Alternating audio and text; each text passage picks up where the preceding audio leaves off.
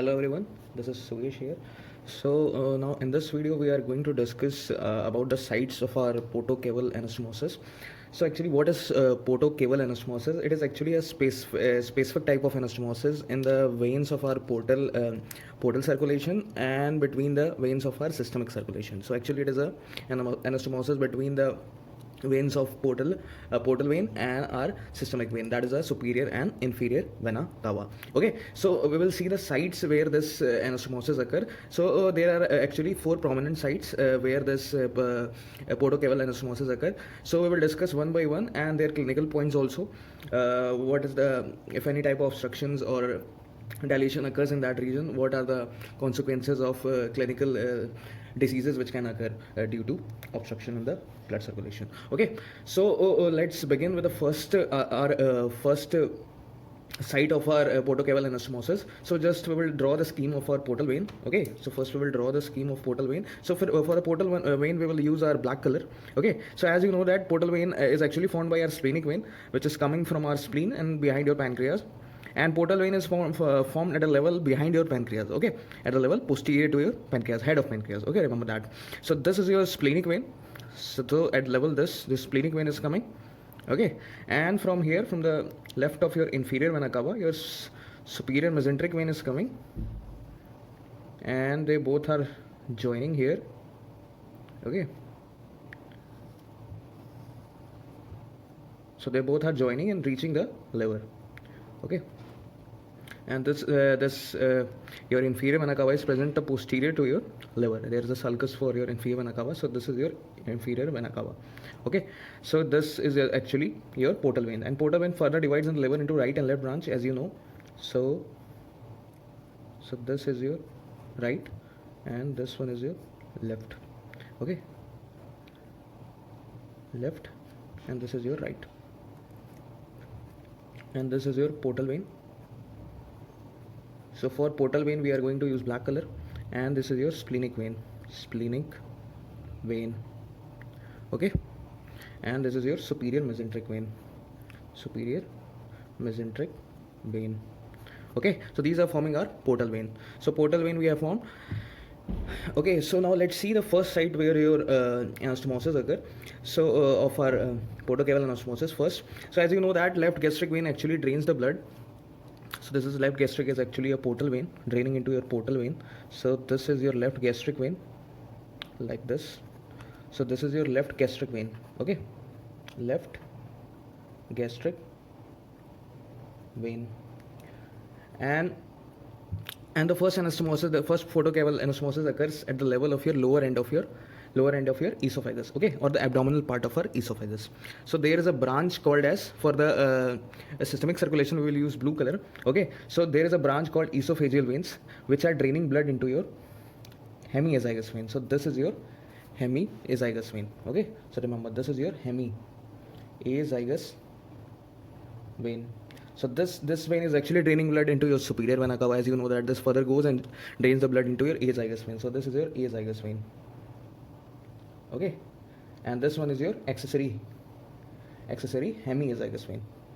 We have discussed in our last video. Okay, so as you know that, so this esophageal vein actually drains the blood into your hemiazygous vein. So this is actually connecting with your left gastric vein here in the lower part of your esophagus. Okay, so this is your lower end of your esophagus. So this is your lower end of your esophagus. So here actually there is a portocaval anastomosis. Okay, so this is your lower end of your esophagus, lower end of esophagus. Okay, so this is the first site where your portocaval anastomosis is occurring. So this is your first site. This is your first site where your anastomosis is occurring. So this is actually between your esophageal veins.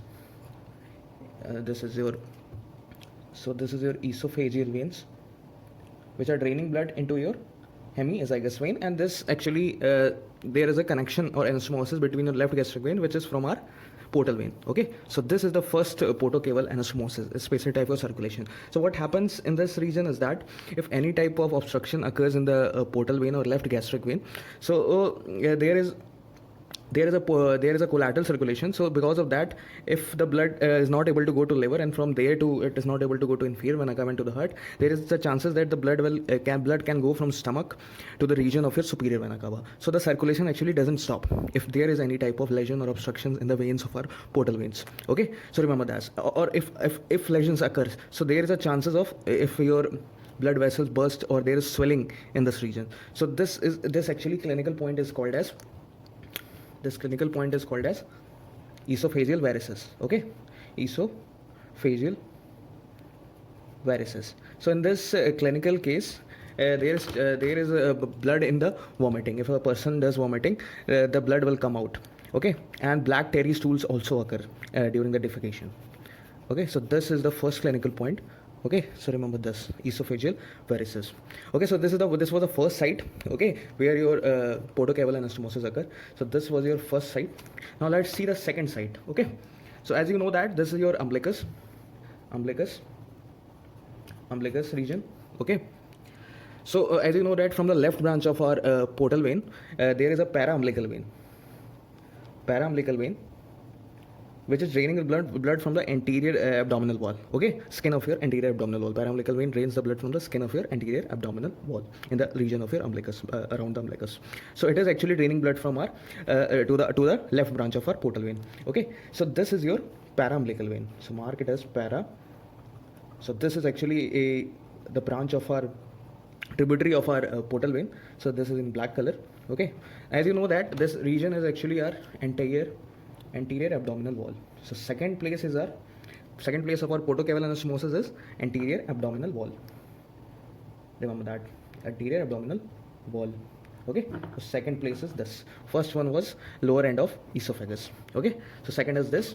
So what happens, as you know that there are many arteries above your umbilicus. There are 2 arteries above your umbilicus, 2 arteries besides or lateral to your umbilicus, and two veins below your umbilicus. So let's see a schematic representation for this. So let's consider this as your umbilicus. Okay, so there are 2 arteries. So above, 2 arteries like this, 2 veins, sorry, and laterally there are 2 veins.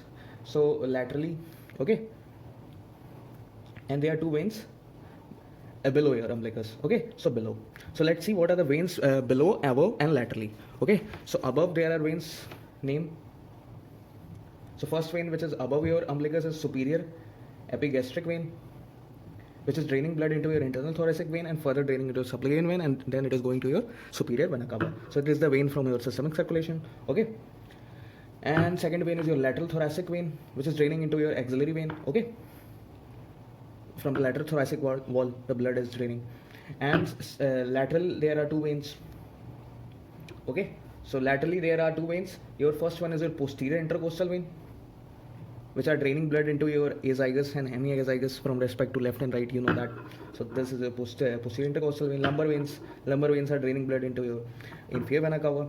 Okay, and above your and below there are 2 veins, which are your superficial epigastric vein and epigastric vein, and your inferior epigastric vein.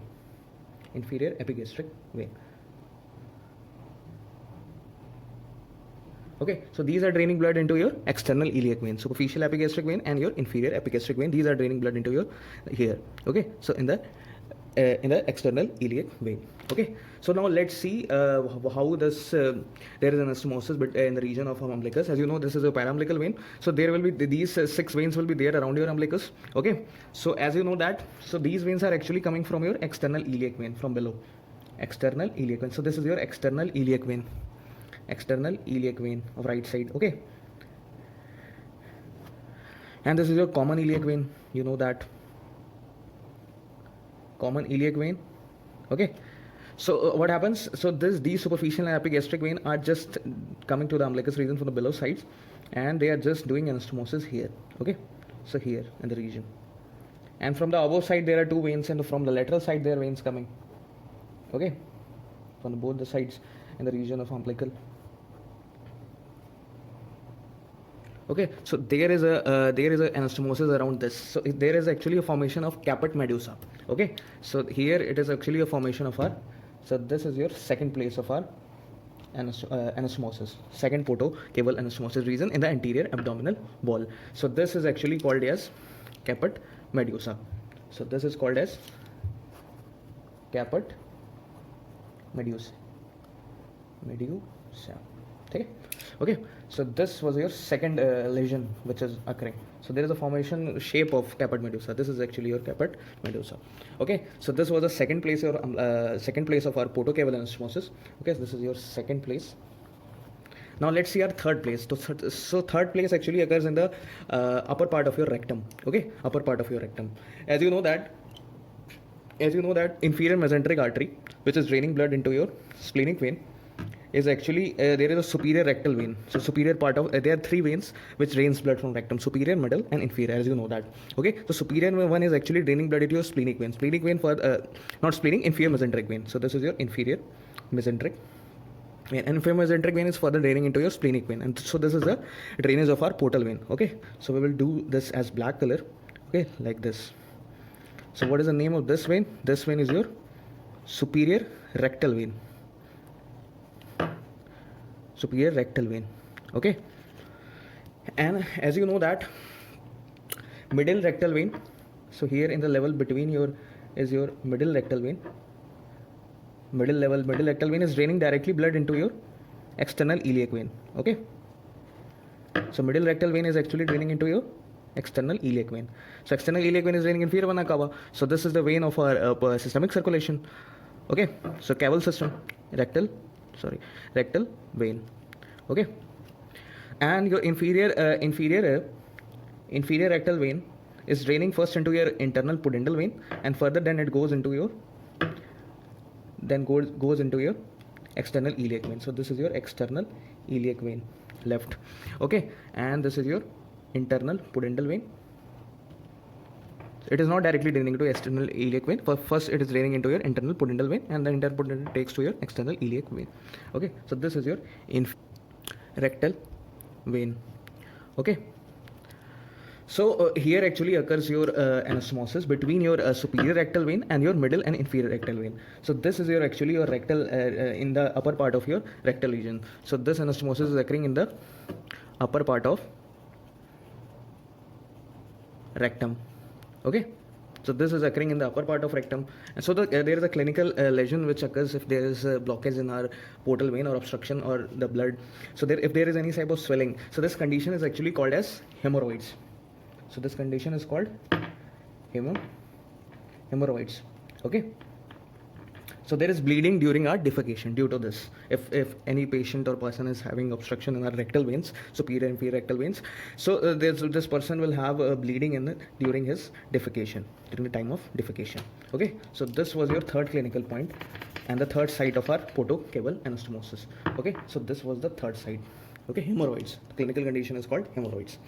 Okay, and now the fourth one is just we called it as our in the region of our extraperitoneal or retroperitoneal region between our visceral veins from our portal veins, that is from our portal circulation, and parietal veins from our systemic circulation. Okay, so just it is actually between our renal vein. So renal vein is actually from our systemic circulation, and your intestine, and your inferior mesenteric vein has veins for your descending colonic veins. Okay, so colonic veins like this. So there is a vein, colonic vein. So colonic vein, branches of colonic vein does anastomosis in the region with the renal vein. Okay, so renal vein it is, and some branches from splenic vein also comes and does anastomosis in the region of this. So fourth one is actually in the region of our extraperitoneal. Okay, so extraperitoneal region. Extraperitoneal. Okay, extraperitoneal, in the region of extraperitoneal fat or peritoneal cavity. Okay, so in this case there is lesion which can occur as your ascites. There is accumulation of fluid in the peritoneal cavity. Okay, ascites is a clinical condition here, so I will write here ascites. Ascites can occur in this case. Okay, so this was your fourth place and fourth clinical point, ascites. So this was actually your portocable anastomosis in the four prominent places, and many anastomosis portocable are also there, which fifth one can be in the bare of your liver. Okay, with the inferior vena cava and in the with the inferior cava cava and ligamentum venosum. Okay, so in the liver and the bare part of your liver. Okay, fifth one can be there. Okay, so this was your photocaval anastomosis. So just go through it. Okay, it will be easy and a good explanation. So just draw the diagram. So this is the diagram. Just take the photo. Thank you.